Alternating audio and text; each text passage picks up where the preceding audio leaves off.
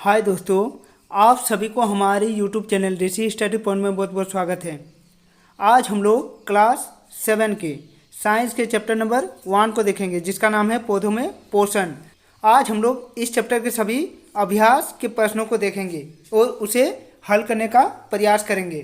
तो दोस्तों, यदि आप लोग हमारे इस चैनल में नए हैं तो हमारे इस चैनल को सब्सक्राइब कर ले और बेल आइकन को दबा ले, और हाँ, अपने दोस्तों को ज़्यादा से ज़्यादा शेयर करें। तो चलिए दोस्तों, एक एक करके उन सभी प्रश्नों को देखते हैं और उसे हल करने का प्रयास करते हैं। आज के हमारे इस सेट का पहला क्वेश्चन, सही उत्तर पर सही का चिन्ह लगाइए। पहला क्वेश्चन है, कीटों को पकड़कर अपना आहार बनाने वाले पौधों का नाम क्या है? पहला ऑप्शन अमरबेल, दूसरा ऑप्शन उड़हुल, तीसरा ऑप्शन घटपर्णी या चौथा ऑप्शन गुलाब। तो इन पौधों में से अमरबेल जो पौधा है वह कीटों को पकड़कर अपना आहार बनाती है, इसीलिए इस सवाल का सही जवाब होगा ऑप्शन नंबर ए, अमरबेल। हमारा अगला क्वेश्चन, पौधों द्वारा सौर ऊर्जा को रासायनिक ऊर्जा में परिवर्तित किए जाने को क्या कहते हैं?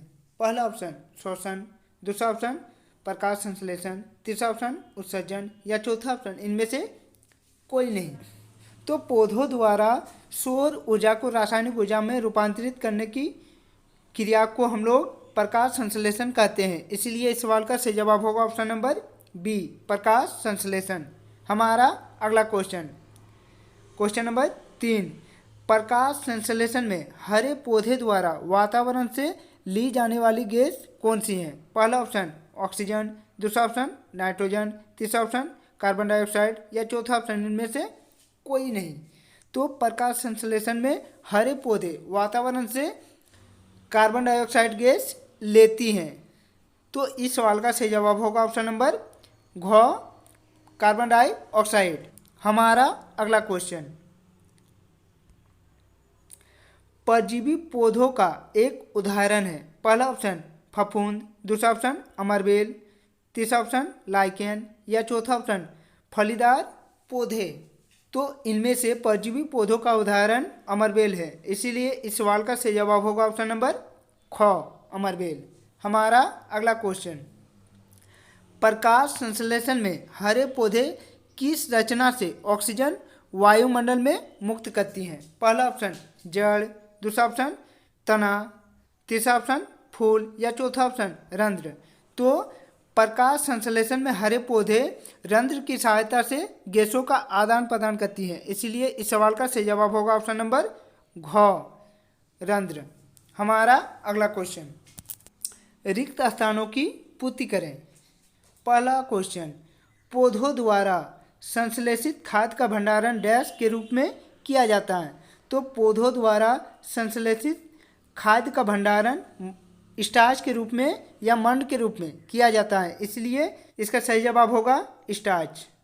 अगला क्वेश्चन है, पौधों की पत्तियों में पाए जाने वाले हरे रंग के वर्णक को डैश कहते हैं? तो पौधों में पाया जाने वाला पत्तियों में हरे रंग के वर्णक को हम लोग क्लोरोफिल कहते हैं, तो इसका सही जवाब होगा क्लोरोफिल। हमारा अगला क्वेश्चन, प्रकाश संश्लेषण के उपरांत डैश गैस मुक्त होती हैं? तो प्रकाश संश्लेषण के उपरांत ऑक्सीजन गैस मुक्त होती हैं, तो इसलिए इस सवाल का सही जवाब होगा ऑक्सीजन। हमारा अगला क्वेश्चन, क्वेश्चन नंबर 3, मिलान कीजिए। तो क्लोरोफिल पत्तियों में पाई जाती है, इसलिए इसका मिलान सही मिलान होगा पत्ती। नाइट्रोजन, नाइट्रोजन एक जीवाणु के कारण होती हैं, नाइट्रोजन का स्थिरीकरण एक जीवाणु के कारण होती हैं, इसीलिए इसका सही मिलान होगा जीवाणु। अमरबेल, अमरबेल एक परजीवी पौधा है, इसलिए इसका सही मिलान होगा परजीवी। जंतु, जंतु एक परपोषी जीव होती हैं, इसीलिए इसका सही मिलान होगा परपोषी। कीटभक्षी, कीटभक्षी इनमें से डोसला एक कीटभक्षी पौधा है, इसीलिए इसका सही मिलान होगा डोसला। आज का हमारा अगला क्वेश्चन, क्वेश्चन नंबर 4, परजीवी एवं मृतजीवी में अंतर स्पष्ट कीजिए। तो इसका सही आंसर होगा पोषण की वह विधि जिसमें प्राणी अपना भोजन अन्य जीवित प्राणियों के शरीर से प्राप्त करती हैं। परजीवी पोषण कहलाता है। इस प्रकार के भोजन प्राप्त करने वाले जीव को परजीवी कहते हैं। मृतजीवी पोषण की वह विधि जिसमें प्राणी अपना भोजन मृत एवं विघटित जैविक पदार्थों से प्राप्त करती है, मृतजीवी पोषण कहलाता है। मृतजीवी पोषण प्रणाली का उपयोग करने वाला पौधे मृतजीवी कहलाती हैं। हमारा अगला क्वेश्चन नंबर 5, आप पत्ती में स्टार्च की उपस्थिति का परीक्षण कैसे करेंगे? तो इसका सही जवाब होगा, पत्ती में स्टार्च की उपस्थिति का परीक्षण गमले में लगे एक पौधे की चौड़ी पत्ती को काले कागज से इस प्रकार ढको कि पत्ती का आधा भाग काले से ढक जाए और आधा भाग बिना ढका रह जाए। 3-4 दिन तक पौधे को धूप में रखा रहने दें। अब काले कागज को हटाकर पत्ते के उस भाग पर आयोडीन घोल की बूंदें डालो जिस पर काला कागज लिपटा था तथा दूसरे भाग पर भी। हम देखते हैं जिस भाग पर काला कागज लिपटा था उस भाग के पत्ते का रंग नीला नहीं होता है, जबकि दूसरे भाग पर आयोडीन घोल से पत्ते का रंग नीला हो जाता है।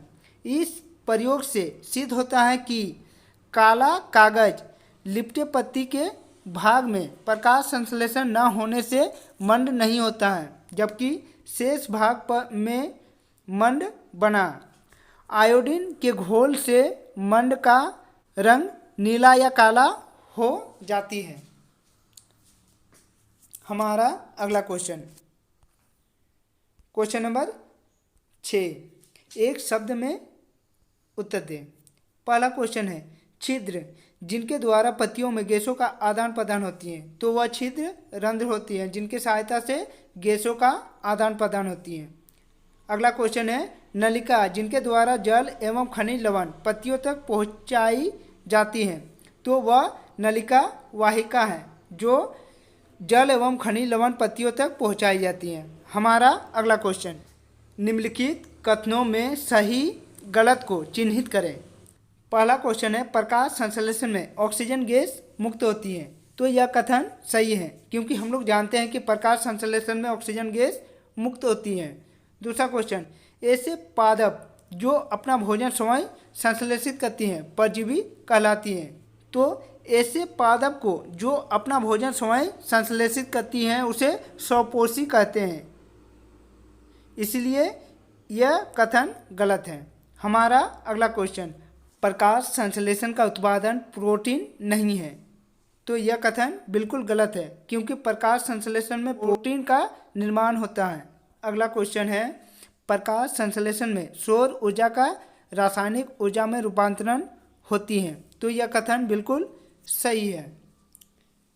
अगला क्वेश्चन है, कीटभक्षी पौधे प्रकाश संश्लेषण द्वारा अपना भोजन बनाती हैं, तो यह कथन बिल्कुल गलत है क्योंकि कीटभक्षी पौधे अपना भोजन कीटों को पकड़कर बनाती हैं।